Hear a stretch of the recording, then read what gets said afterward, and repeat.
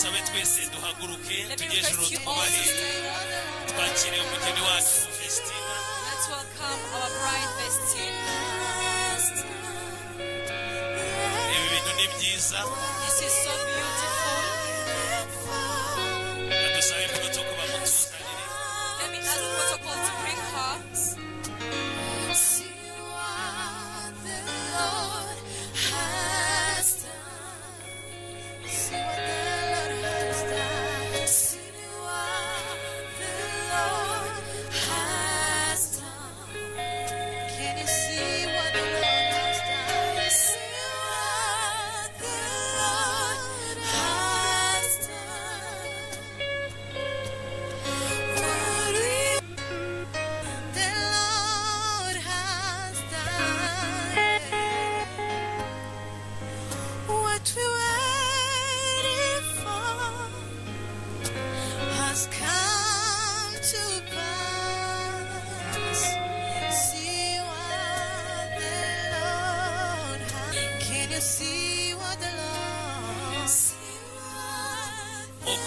Umugeni wacu ari kwegera hano muhimbi.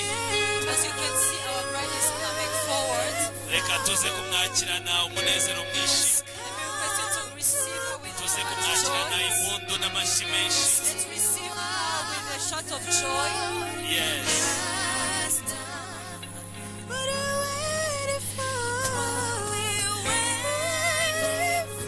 Uko yinjizwa n'umubyeyi we. Reka numve amashyi yanyu twakira umugeni wacu. Reka numve impundu z'ababyeyi tumwishimire. Let me hear the shout of joy from the parents. Wow. Ibintu ni byiza n'umunezero. This is so beautiful. This is joyful. Reka tumukomere amashyi nanone tumumunezero mwinshi. Let's show her joy. Let's give her some round of applause.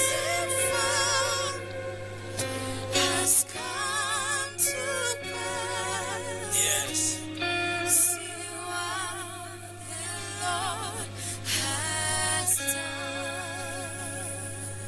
Yes, reka dusabe umubyeyi amushyikirize fiancé we. Let's ask the dad to give the bride to the groom ikimenyetso cyo guhandinga over umwana we. as a sign of handing over his Reka daughter. tubakomere amashyi menshi Let's menshi give them a round menshi. of applause.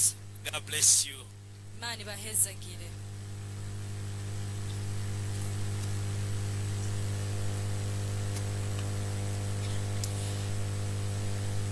Papa urakoze cyane. Imana iguhe umugisha. Reka dusabe protocol bagushakira ibyicaro. Father, thank you so much. May God bless you. Munyemere dutsenge ubundi dutangire umuhango wo kubasezeranya. Let us pray and we start blessing them. Reka dukomeze duhaguruke nta kibazo. Let's keep standing up, please. Mana nziza, Mana y'ubuntu. Father Lord, turagushimiye kubw'imbabazi zawe n'urukundo rwawe. we thank you for your mercy and your love. Tugushimiye kubw'uyu munsi twari dutegereje igihe kinini ukabusohoye. We thank you for this day that we've been waiting for and now has come to pass. Tugushimiye kubwo abageni bacu bageze hano. We thank you for our couple, our bride. Tugushimiye kubw'ababyeyi n'imiryango bari hano. We thank you for the parents, the families that are here. Tugushimiye kubw'inshuti ziri hano. We thank you for the friends that are here. Tuguhaye ikaze muri uyu mugoroba. We welcome you in this Ubwo afternoon tugiye gushyingira abana bacu. as we are going to bless our children. Reka ubuntu bwawe n'imbabazi zawe bibane natwe. May your mercy and your grace be with Reka us. presence yawe ibe hagati muri twebwe. May your presence be among us. Kandi reka icyo ushaka cyose kibe. And may your will be done. Tugukomeye amashyi menshi tugushima. We give you a round of applause and we thank you in the name of Amen. Amen. Dusaba abageni bacu bicarire. Let ask our couple to And then namwe sit. dushaka kwicarira. God bless you. Even others can also sit. Let me ask you to greet your neighbor and tell them I welcome you in Reba the name of mugenzi wawe Jesus. musuhuze umubwire ngo turakwakiriye mu izina rya Look at Yesu. your neighbor and welcome them in the name of Jesus. Yes, Imana ibahe umugisha. May God bless you. Nkuko nabibabwiye nitwa Pastor Jackson. As I told you, I'm Pastor Jackson. Ndabashubye muri church. I'm their pastor. Akaba ari nanjye ugiye kuba blessinga uyu mugoroba. And I'm the one who's going to bless them in this Munyemere afternoon. dusome igitabo cy'itangiriro ibice bibiri. Allow me to ask you to read in Genesis. Ibice bibiri turahera ku murongo wa 24. We start umuntu azasiga se na nyina Nicyo gituma umuntu azasiga se na nyina. akabana n'umugore we akaramata Yes. bombi bakaba umubiri umwe. wasoma mu cyongereza kugira dufashe impande zombi. Therefore shall a man leave his father and his mother, and shall cleave unto his wife, and they shall be one flesh. Yes, iki cyanditswe ni cyanditswe abenshi muzi. This is a very known scripture. Ndagira ngo tuze kugerageza kubana hamwe. Our ceremony of blessing them. Mugiye gutambuka mwegere hano imbere murahagara murebana. You are going to come in front and look each other. Please step forward.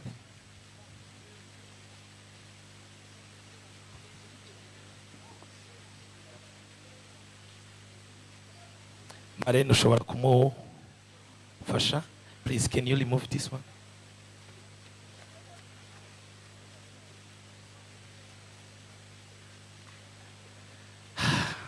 Reka mbasabe twese tuze kubana. Let me ask you all to be with us kugira ngo tubashyingire. In this beautiful moment of blessing them.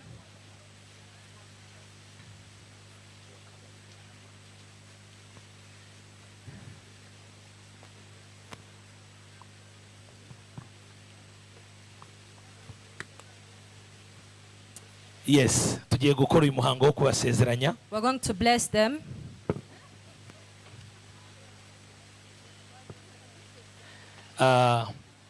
Ukuntu twebwe tubikora. The way we do it. Ntago tujya dutegura indahiro tubandikire ngo bazisome. We don't write for them the thing to read. Covenant. We don't write the covenant for them to read. Isezerano cyangwa se the covenant. Yes, igihango, yes mu Kinyarwanda. The covenant. Ahubwo turamureka buri wese akamusezeranya cyangwa se akamubwira ibivuye mu ndiba y'umutima. But we give them a space to promise each other what is coming from the heart. Ndetse akabimubwira amwambika n'impeta. And say that as he's putting the ring on his finger or her Ndaza finger. gusaba uyu n'umwanya mwiza tuba tugezemo. This is a very good time we are in. Badutegurire microphone pare babe hafi na Marene kugira baze kubafasha.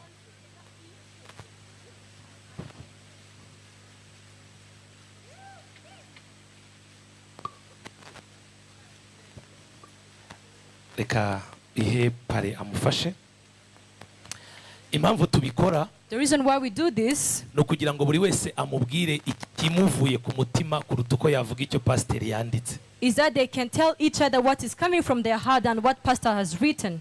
Reka dusengere izi mpeta. Let's pray for these rings. And then baze no guhita bazambika. And they will put the fingers on them. Turaza gutangirana na Idirisa. We will start with Idris. Kugira ngo amupromisinge ndetse amubwire ikiri ku mutima. So that he promise her and tell her what is in his heart. Idris, you are going to speak your heart to her.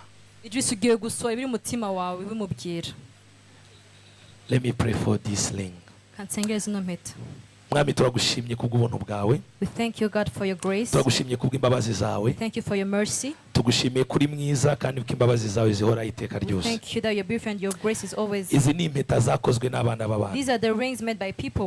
Ariko si urukundo ahubwo ni ikimenyetso cy'urukundo. It is not love but it is a sign of love. Turasenze mu izina rya Yesu. We pray in the name of Jesus. Ubwo bagiye kuzambikana. As they are going to put them in their fingers. Zitagira itangiriro n'iherezo. As they don't have a start and the end. Reka ariko urukundo rwabo rutagira itangiriro n'iherezo. May their love don't have a start and the end. In the name of Jesus Christ. Tuzihesheje umugisha. We bless them. Mu izina rya Yesu. In the name of Jesus. Amen. Amen.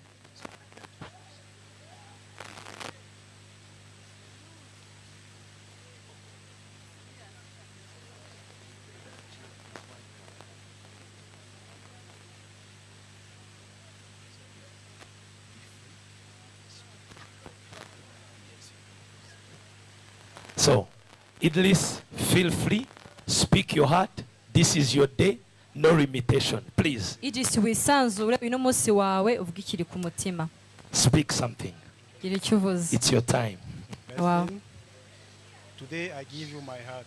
Destiny uyu munsi mwa mutima To wanjye. walk by your side forever, to love you, Niyemeje gukunda, and to support you, kugushigikira, and to support you and everything in life throughout us.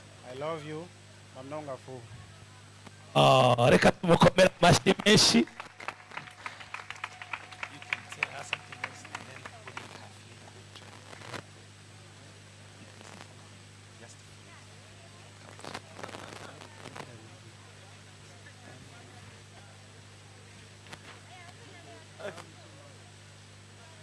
Wow. Reka tubakomera amashyi menshi quand même. Let's give them a round of applause. Okay, tugiye kumva noneho Vestine.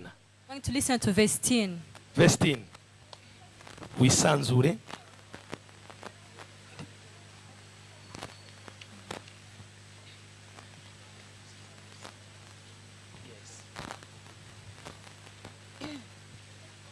My love, I'm your wife, and I'm so happy you are my gift from God.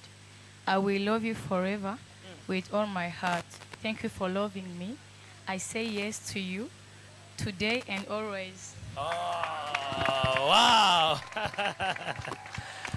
Reka mubwira kandi amwambika impeta kibazo. Ibi bintu twabikomeye amashyi murabona atari byiza. Can you give a round of applause to this beautiful thing? Reka twongere tubikomere amashyi ababyeyi bavuza impundu. Let me hear the shout of joy from the parents. Yes. So now agiye gutwikurura umugeni we. He's going to unveil his bride.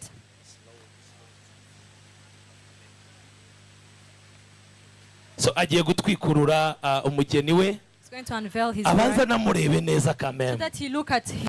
Reka abitangira bikore. Please go ahead, Idris.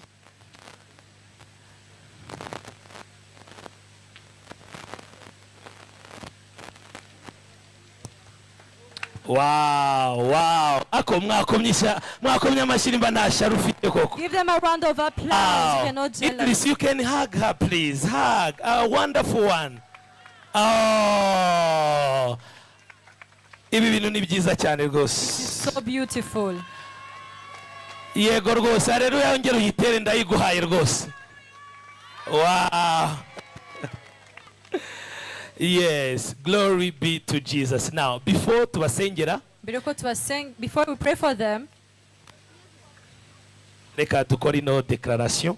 let's make this declaration.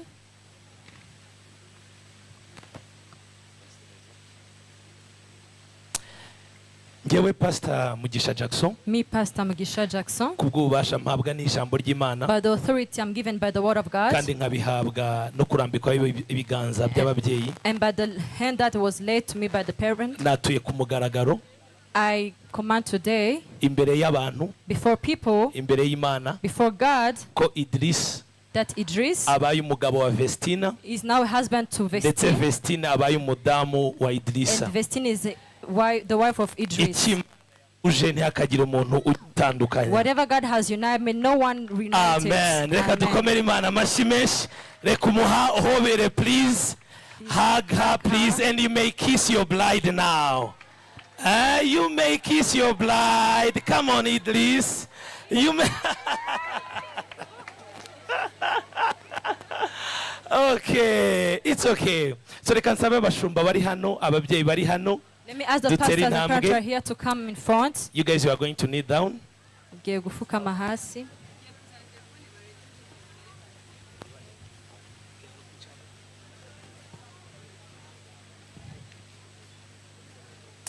Yes.